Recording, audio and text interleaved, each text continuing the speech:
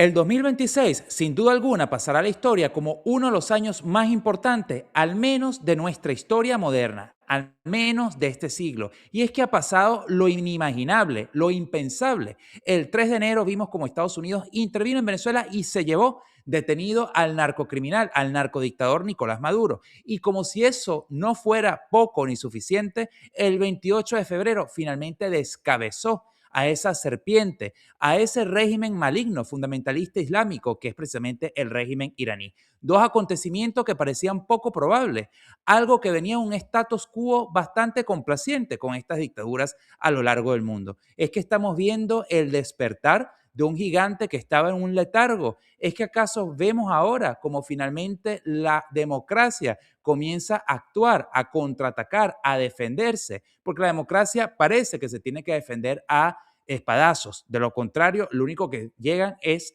dictaduras que se terminan apoderando del poder. Acompáñenme a discurrir sobre todo esto y mucho más en el programa de hoy. Bienvenidos.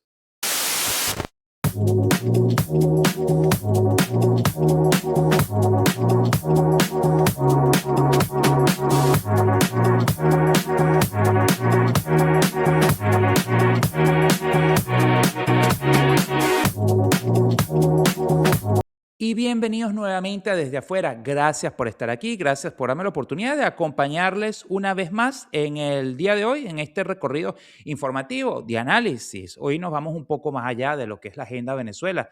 Vamos a ver qué es lo que está pasando en el mundo. Y es que precisamente, miren, bueno, antes que comenzar y entrar en materia, quiero darle un saludo a todas las personas que nos ven y a todas las personas que nos dejan sus comentarios. Gracias, un especial saludo a María, que el otro día nos dejó en el comentario, epa, no me volvieron los saludos, María.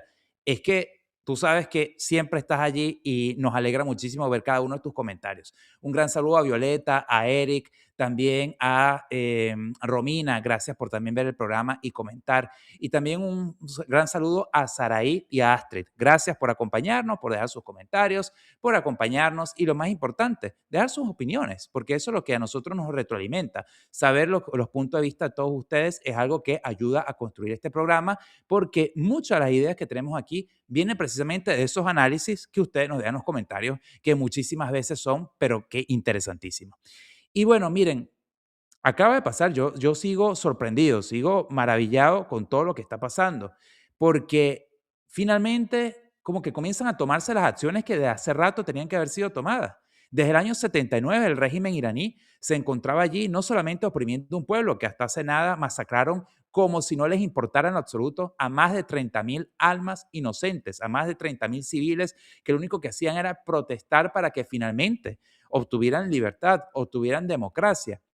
Y eso es el peor riesgo para una dictadura, que un pueblo despierte, que un pueblo reclame, que un pueblo piense en tomar el futuro en sus propias manos y que simplemente no quiera seguir oprimido. Esa es la mayor ofensa que se le puede hacer a un régimen totalitario. Y hemos visto como el régimen iraní no escatimó en violencia, en reprimir, en asesinar a su propia gente en las calles, en derramar sangres de civiles.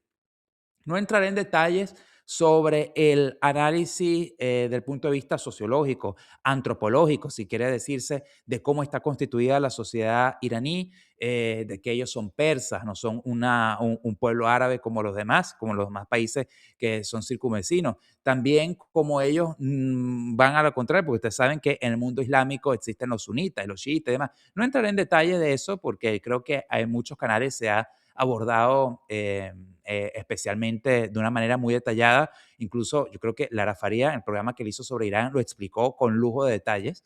Entonces, pero en lo que sí me quiero centrar hoy, que este será un programa bastante breve, es fíjense cómo las cosas comienzan a cambiar. Y pongamos sobre la mesa, es un nuevo orden mundial. Y cuando uno habla de orden mundial, generalmente suena como a teoría conspirativa, ¿no? Como un conspiranoico y esas grandes teorías, que si los grandes intereses que se mueven detrás. Bueno, siempre hay intereses. Eso, sin duda alguna, siempre hay intereses, que es lo que está por detrás de cada gran acción, especialmente una acción militar como la que estamos viendo. Pero, sin embargo, yo creo que esto lo deberíamos ver desde el punto de vista de nosotros como occidentales, también del pueblo iraní, que del año 79 ha sufrido ininterrumpidamente un régimen que lo que ha hecho es oprimirlos, castrarlo en todo sentido de la palabra, buscar eh, eliminar la verdadera esencia de esa sociedad, como hacen todas estas dictaduras. Quieren borrar el pasado histórico, quieren borrar la esencia, esa esencia que está hasta la última fibra del alma de cada una de las personas que comprenden una sociedad. Estos regímenes quieren hacerlo de esa manera, quieren borrar la identidad nacional, quieren borrar la identidad que tiene una sociedad para ellos imponer su nuevo ideal. Lo hizo el régimen iraní a través de su revolución islámica, buscó hacerlo el chavismo a través de su revolución socialista, tratando de cambiar la mentalidad, el espíritu y hasta el gentilicio de cada uno de nosotros. Entonces, pero fíjense ustedes aquí, yo lo que rescato de esto es que finalmente se están tomando acciones contra un régimen que por más de 46, 47 años no ha hecho otra cosa que conspirar contra la democracia.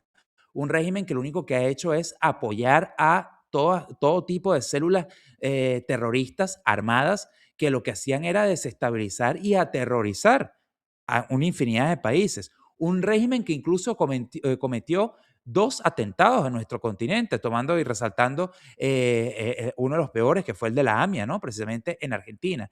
Entonces hemos visto como durante más de 4 décadas esta dictadura fue tejiendo toda una red sombría, paralela, algo que la comunidad internacional, por más que estuviera completamente consciente y sufriera los estragos de todos estos grupos terroristas que el régimen iraní apoyaba, pues se quedaban siempre en lo mismo, ¿no? En ese status quo. Y es interesantísimo ver cuando finalmente se toma una medida. Y fíjese usted los demás países que rodean Irán, a los países del Golfo que están allí, el Golfo Pérsico. Todos ellos, claro que aplauden la medida, porque Irán era un vecino incómodo. Irán, no solamente por el hecho de su antagonismo con Israel, que de pronto era lo único en común que puede haber tenido con los demás países de la región, es que Irán siempre ha tenido dentro de el legado del imperio persa, que luego ellos tergiversaron, también tenían su propio espíritu expansionista, y es que Irán era una amenaza para todas las petromonarquías, pero también era una amenaza para otros países consolidados, como puede ser Egipto, como puede ser el Líbano, y como lo fue en algún momento Siria, que de todas maneras después con Bashar al-Assad también fue un vasallo del régimen iraní, y básicamente hoy en día más de uno respira aliviado, por más que estén atacando a distintas ciudades en toda esa región, respiran aliviado que finalmente parece que estas acciones militares que estamos viendo descabezan a este régimen y que de pronto, probablemente, muy pronto todavía para decirlo, pero todo indica a que finalmente puedan doblegar esa dictadura hasta el punto de hacerla desaparecer.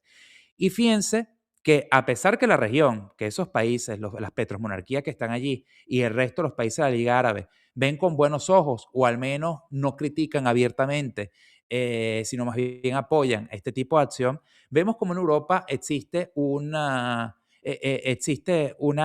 diversión, digo, existe una divergencia, discúlpeme, existe una divergencia de estas opiniones.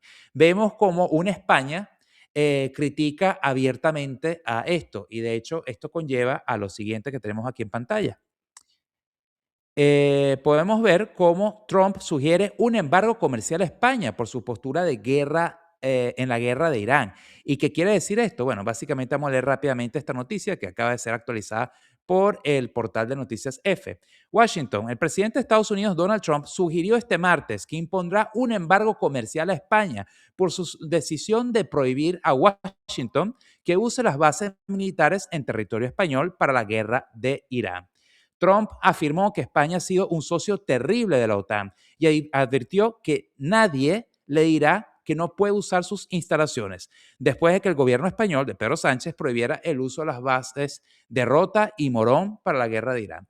Y ustedes dirán, bueno, pero este es Pedro Sánchez que quiere apostar por la paz, está consolidada, no quiere seguramente abrirse a participar abiertamente en un conflicto porque el derecho internacional, digo, señores, aquí no hay derecho internacional. Aquí todo el que aluda a la falacia del derecho internacional es simplemente alguien que se lucra de alguna manera de todo el influjo de capital que ha venido de manera indebida por parte de Irán comprando conciencia, como en su momento lo hiciera y lo sigue haciendo el chavismo, que parece que tarifó a más de uno a nivel mundial.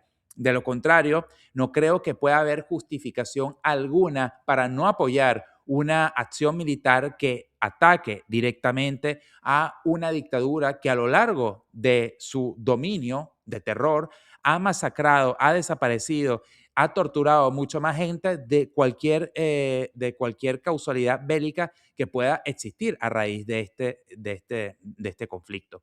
Yo creo que estos son momentos en los cuales no hay medias tintas. O apoyas una acción como esta o simplemente no la apoyas. Y si no la apoyas, no es porque sea una persona moderada, no es porque apuesten por el diálogo y la paz, no es porque apuesten por cualquier otra solución pacífica. Porque lamentablemente, con regímenes como el de los ayatolás, han existido infinitas mesas de diálogo, infinitas negociaciones, infinitos procesos de paz supervisados y todos han parado de la misma manera, completamente desechados, pero desechados por la falta de compromiso de estos mismos regímenes que el interés de ellos no es la paz, es totalmente lo contrario, sino la guerra. Están continuamente conspirando para desestabilizar a todas sus regiones, a los demás continentes, a los demás gobiernos. Unas dictaduras que lo único que buscan es derruir la civilización a como dé lugar y tan solo imponer una barbarie y el terror. Entonces, y no hay que ser una persona extremista, no hay que ser de extrema derecha, no hay que ser una persona completamente radical para darse cuenta de esto, ni mucho menos para darse cuenta que este tipo de acciones tienen ya toda una lógica, tienen todo un sentido y es más bien algo que debió haber pasado hace mucho tiempo. Se critica a los Estados Unidos porque según son la policía del mundo.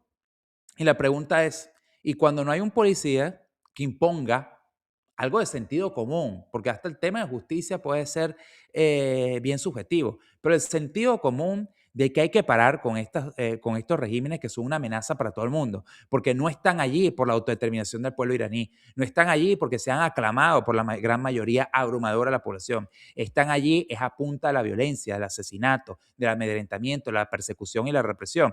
Entonces, cuando estos regímenes actúan simplemente para atacar todo lo que les va en contra y lo único que hacen es desestabilizar y son una especie de cáncer en metástasis que todo lo que tocan lo pudren, lo corrompen, bueno, hay que darle un parado. Y ahora bien, por otro lado, si bien estamos viendo cómo se está avanzando en esta materia, no es menos cierto que por más que Rusia y China ahora estén ocupadas, por lo menos Rusia está ocupada con Ucrania y que China esté expectante allí a ver, no implica que ellos no sean actores que no jueguen. Es cierto que le han dado la espalda a Irán y es cierto que algo que podemos ver sobre la mesa bastante claro es como ninguno de estos regímenes comunistas o ninguno de estos regímenes no alineados, como ellos se quieren decir, o alternativos o como les dé la gana, no son leales, no rescatan a sus aliados cuando estos los necesitan. Entonces yo creo que desde el punto de vista geopolítico esto le demuestra a más de uno que se siente malentonado porque dice, bueno, yo cuento con el apoyo de China o de Rusia. ¿De verdad cuentan con el apoyo de Rusia o China? ¿Ustedes de verdad creen, y cuando me digo esto, a los demás regímenes, Cuba, que está por allí, Venezuela lo acaba de ver, todas las dictadurcitas que quedan por ahí vivas en África, creen que de verdad Rusia o China va a salir en su rescate? Lo que tiene China son intereses mercantilistas y ellos saben muy bien cobrar deuda, pero ellos ellos no honran ningún pacto, ellos no honran ninguna lealtad.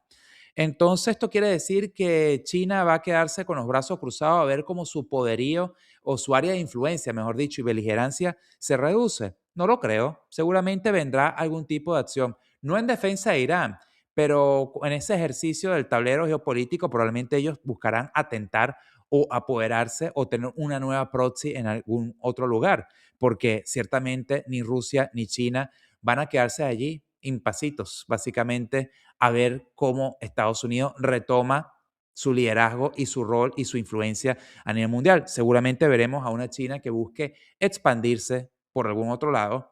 No digo necesariamente que vaya a invadir Taiwán, pero no creo que se queden con los brazos cruzados. Muy pronto para decir qué es lo que pasará, ya lo veremos en los meses que seguirán. Y por otro lado, hablando de este cambio del status quo, porque veníamos un letargo, un Estados Unidos que estaba mucho tiempo rezagado en esta palestra, también vemos cómo vendrán otros cambios, incluso dentro de la escena europea. Quienes han tomado mayor liderazgo ahora, irónicamente, ha sido Francia, con un personaje como Manuel Macron, que él siempre tiene que ser antagónico a todo, ¿no? Él tiene que ser antagonista de todas las decisiones. Y sin embargo, sorprendentemente, el día de ayer que salió con una especie de video napoleónico, él escoltado con dos aviones de combate franceses mientras se dirigía a un puerto y dar un discurso frente a un submarino nuclear y demás. Bueno, ahí dejó claro que el interés de Francia es también participar activamente. Quiso demostrar algún tipo de poderío, quiso demostrar que está allí presente. Extrañamente se ha puesto casi que a disposición de Trump. Y digo extrañamente porque Macron es alguien que siempre trata de adversar cualquier posición de los Estados Unidos. Sin embargo, esta vez busca tener un protagonismo y ese protagonismo lo lleva precisamente a alinearse con las políticas de Trump en el Medio Oriente. Y también hemos visto como Alemania rompió el silencio y dice, aquí estoy, y ahora busca no solamente mediar con España para buscar que Pedro Sánchez aumente el gasto militar a un 3,5% de su PIB, que sería todavía lo mínimo que pide la OTAN. Más allá de eso, también vemos como una Alemania también participa más activamente y también parece ponerse del lado de la nueva estrategia de Donald Trump para el Medio Oriente, especialmente para Irán. Y digo extrañamente porque Alemania también había sido bastante divergente en cuanto a estos tipos de puntos de vista y sin embargo hemos visto cómo buscan ahora tener algún tipo de relevancia dentro de Europa, precisamente dentro de una Europa que cada vez está más compleja, cada vez parece que está a merced de esa invasión que está teniendo con una migración masiva por parte de ciudadanos o de personas provenientes del norte de África, de la misma África y del mismo Medio Oriente, de una Europa que cuenta con un estancamiento económico, una Europa que no ha logrado tener beligerancia alguna en el conflicto entre Rusia y Ucrania, precisamente por adversar a los Estados Unidos en ese territorio, una Europa que busca ahora dar sus últimas patadas para ver si logra resurgir de cómo se va ahogando, ¿no? A ver si logra volver a salir a flote. Una Europa que tiene y atraviesa una grave crisis económica y que necesita ahora también rediseñar toda su política y toda su estructura. Una Europa que no aguanta seguir manteniendo el estado de bienestar, ese estado de bienestar social que tanto lo había caracterizado. Entonces, esto también se está dando en un momento que, fíjense ustedes, Europa que enfrenta una grave crisis, es precisamente lo que estamos viendo aquí, cómo van perdiendo el rumbo, van perdiendo su lugar en el mundo. Ahora es el caso precisamente del Reino Unido. Trump critica a Starmer por no ayudarlo en la guerra contra Irán. Y es que en declaraciones del diario The Sun, el mandatario lamentó el distanciamiento de Londres y advirtió sobre un desplazamiento de la relación privilegiada hacia potencias como Francia y Alemania. Precisamente, ¿qué sucede? Que el nuevo primer ministro, bueno, no tan nuevo, pero que ya lleva hace rato en el Reino Unido, Keir Starmer, él ha tomado una postura básicamente extraña, ¿no? Persiguen la libertad de expresión en Inglaterra, poniendo preso a cualquier persona que critique la migración masiva, también, pero sin embargo tienen total complacencia, o mejor dicho, impunidad hacia toda la migración masiva que comete crímenes terribles dentro del Reino Unido. Y parece que mantiene una postura bastante puertas abiertas y bastante discutible, ¿no? Con todo lo que está llegando. Y esto no es simplemente ser un discurso antimigratorio, no es eso, sino que ¿a dónde va esto? ¿A dónde va la exaltación de valores de, de poblaciones de minorías que ya no son minorías, cada vez son mayorías islámicas dentro del Reino Unido que parece que se han apoderado completamente de ese país? E incluso vemos cómo se niegan hoy en día a decir feliz Navidad y quieren decir nada más felices fiestas o incluso feliz Ramadán. Y hemos visto como cada vez más y más musulmanes toman posiciones de poder, como la alcaldía de Londres o la alcaldía de Birmingham de Liverpool y de tantas otras ciudades británicas. Una cosa que antes parecía impensable.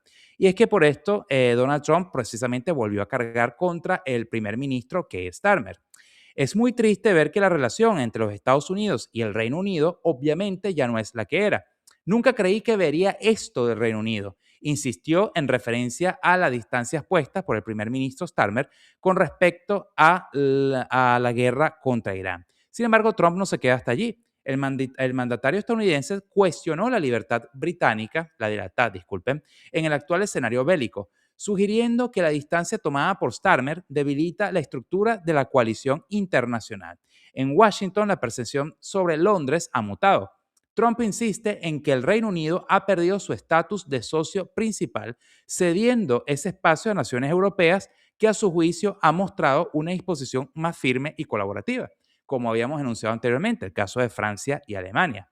Sin embargo, fíjense ustedes, el primer ministro británico intenta sostener una posición de cautela que el Pentágono interpreta como una falta de compromiso. Y esto es importante de entender porque los Estados Unidos e Inglaterra siempre han tenido una postura, bueno, de aliados, eh, aliados de lo más profundo, en todo el sentido de la palabra, una alianza sólida, impenetrable, y hoy en día parece que comienza a desvanecerse.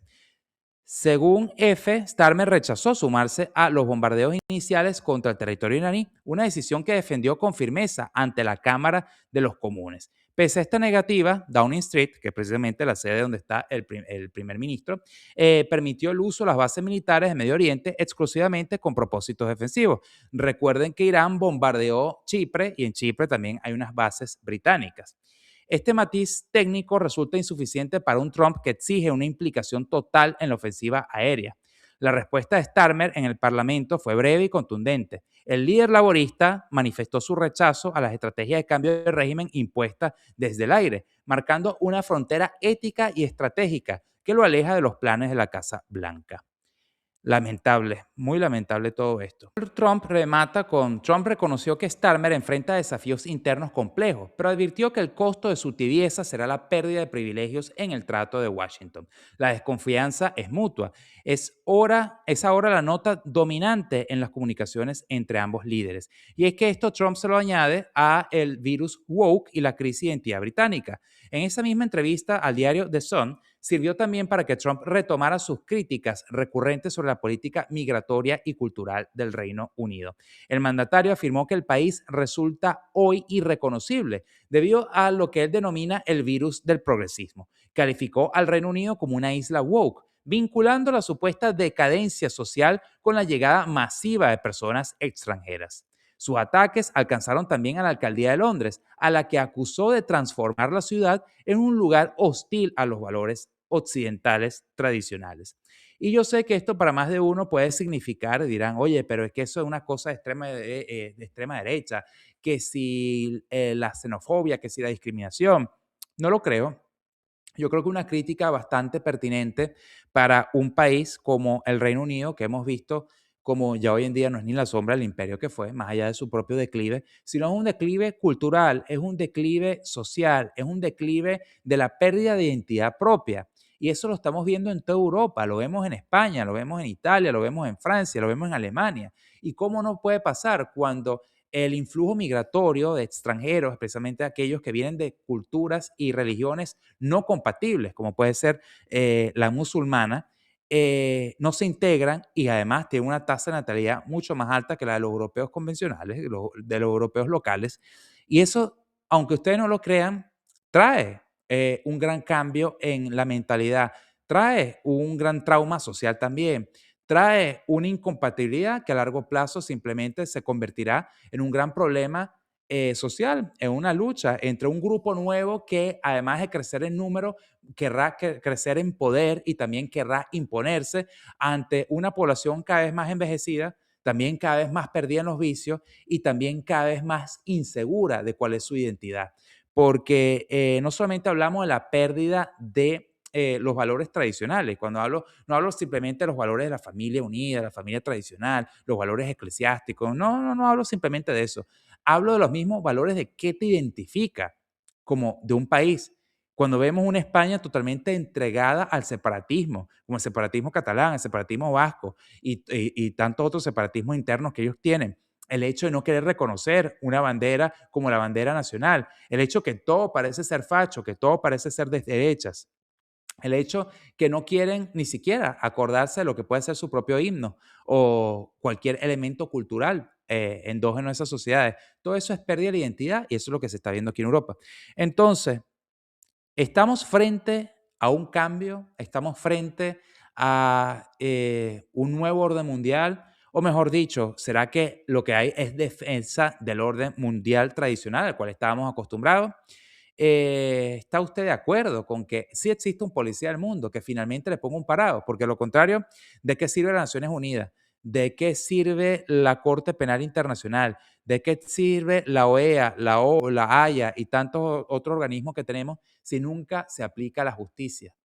Esas son preguntas que yo dejo aquí al aire. Los leo en los comentarios. Muchísimas gracias por acompañarme el día de hoy. Hasta luego.